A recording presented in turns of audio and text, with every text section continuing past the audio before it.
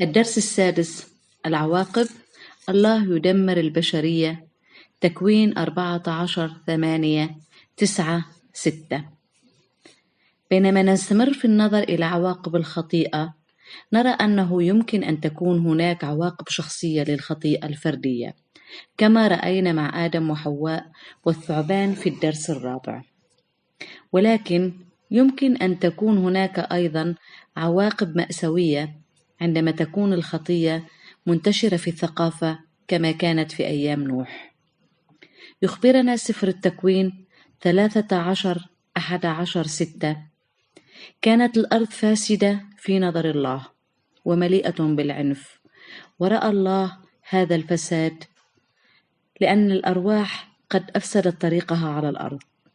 وقال الله لنوح: لقد عقدت العزم على أن أنهي كل روح، لأن الأرض امتلأت بالعنف، ها أنا سأدمرهم بالأرض.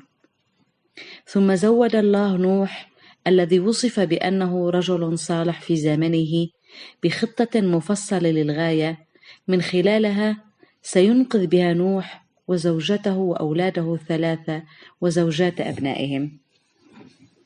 كان على نوح أن يبني قاربا ضخما كبيرا بما يكفي لاستيعاب عائلته وزوج واحد على الأقل من كل نوع من الحيوانات، وما يكفي لهم من الطعام لفترة طويلة.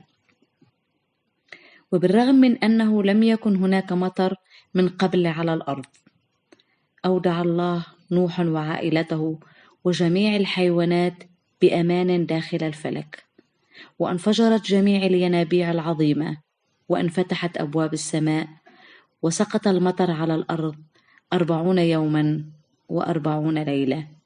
تكوين 12:11-7. هطلت الأمطار بشدة حتى أن قمم الجبال كانت مغطاة ب90 مترا من الماء. تقول الآية 23:21-7: وماتت كل نفس على وجه الأرض، طيور ومواشي، كل أسراب على الأرض، وكل البشرية. مات كل شيء على الأرض الجافة التي كان فيها حياة. لقد غمر كل شيء حي على وجه الأرض، الإنسان والحيوان، وزحف الأشياء والطيور في السماوات. تم غمرهم من الأرض، فقط نوح بقي ومن كان معه في الفلك. تلك هي بعض النتائج الكارثية للخطيئة. أما لنوح وعائلته، يا له من خلاص عظيم. عندما أخبر الله نوح أنه سيخلصه وعائلته بقارب كبير، هل قال نوح: لا يا إلهي، يجب أن تكون هناك طريقة أخرى؟